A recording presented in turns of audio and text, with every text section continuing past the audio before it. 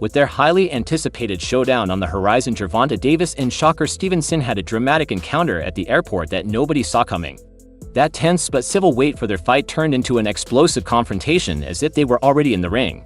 The two fighters clashed fiercely, neither willing to back down in the midst of the chaos.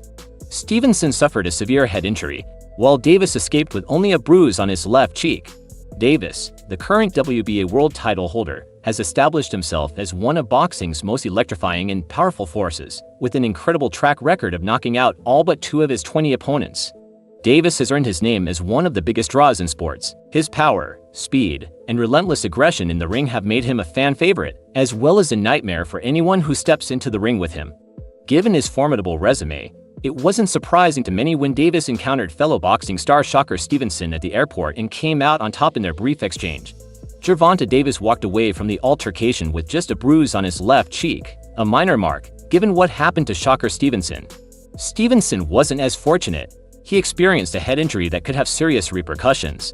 This injury not only puts the possible fight between Davis and Stevenson in jeopardy but also casts a shadow over Stevenson's future in the sport. Take it from me, head injuries in boxing are always a serious concern. They can quickly escalate from being a temporary setback to something much more severe, potentially ending Stevenson's career.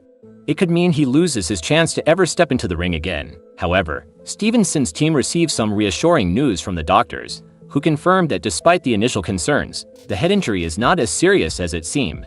As long as Stevenson takes the necessary rest for a couple of weeks, there should be no lasting effects that could jeopardize his upcoming fight. While any head injury can be alarming, this one appears to be more benign than originally feared. The doctors have assured Stevenson's camp that with proper recovery time, he will be back to full health, both physically and mentally. This means that if the highly anticipated fight with Davis goes ahead, Stevenson will be able to face his opponent in top condition on Davis's side. If the fight is approved, he'll fight Stevenson. In fact, this is the matchup he's been eyeing for a long time. Both fighters come into this with undefeated records, but for Davis, that's just another challenge to conquer. He has a proven track record of dismantling those who dare to share the same unbeaten status, and he refuses to be seen as just another contender. Now, the intensity surrounding this potential matchup is ramping up, especially after Gervonta Davis's assistant coach Kenny Ellis recently took to Instagram to taunt Shakur Stevenson. Ellis directly called out Stevenson for defending his WBC lightweight title against Shakur Stevenson on October 12 in Riyadh, Saudi Arabia. The timing of this taunt seems deliberate, as Ellis wants to send a clear message to both the promoters and the fans. They're doing this with a purpose.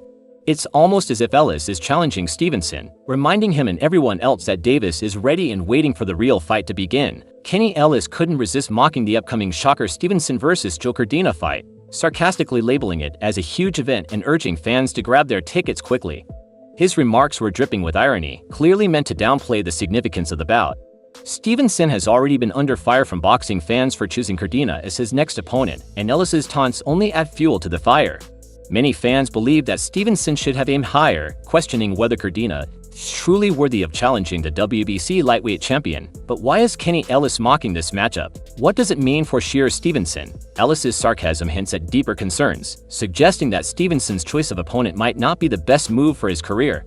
First, Stevenson is coming off a knockout loss, which raises eyebrows about his readiness to face someone like Stevenson.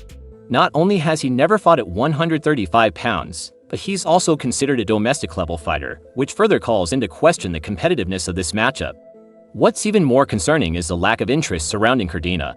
When his fights are rumored, there's virtually no demand, and the public shows little to no enthusiasm. This lack of buzz is particularly telling in the US, where even hardcore boxing fans are largely unfamiliar with Stevenson. His low profile among American fans makes this matchup seem less significant, further undermining the excitement that typically surrounds a fight involving a top-tier boxer like Stevenson. Also, placing the Shakur Stevenson vs. Shakur Stevenson fight as a co-feature on the highly anticipated Urbia vs. Dimitri Bivol event at the Kingdom Arena in Riyadh seems like an odd choice. The excitement surrounding the Better BF Bible Showdown, a clash of titans, is undeniable, but when you add Shakur Stevenson to the mix, it feels out of place. In short, it just doesn't fit. So what does this mean for Shakur Stevenson? It could have several effects, but many experts are in agreement on one key point: beating Shakur Stevenson, who is now 32 years old and recently suffered an 8th-round knockout to Anthony Kiedis on May 18, may not significantly advance Stevenson's recent career defeat means he's not seen as the formidable opponent he once was. His diminished standing in the boxing world could render a victory over him less impactful for Stevenson. If Stevenson defeats Cardina, it might not provide the validation or career boost he needs, especially given Cardina's recent struggles. Many see this matchup as an opportunity for Stevenson to stay active and defend his WBC lightweight title, but it may not offer the same prestige or challenge as other potential opponents. The outcome of this fight may not generate the same level of excitement or interest from fans and critics, which could affect Stevenson's reputation and future opportunities in the sport. No matter how thoroughly Shakur Stevenson dominates Joe Cardina, it won't compare to the level of aggression and tenacity displayed by Anthony Kikas in their fight. Kikas was relentless, throwing non-stop punches and practically beating Cardina to submission. Stevenson, on the other hand, has a different style.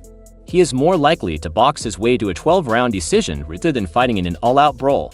Now boxing pros are weighing in on the situation. Ryan Garcia, who has faced Gervonta Davis in the past, expressed his disappointment with Stevenson's choice of opponent.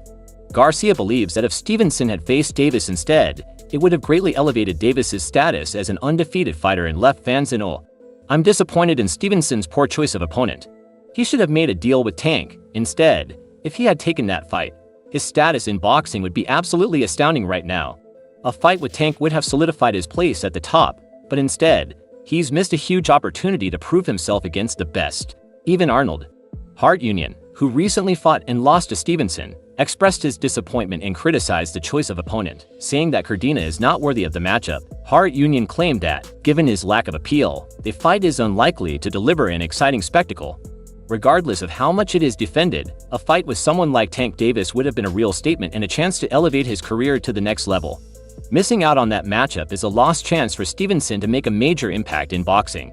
Given these views, what do you think Stevenson should have done? Was it a smart move to take on Cardina, or should he have pursued a fight with Davis instead? Share your ideas in the comments below.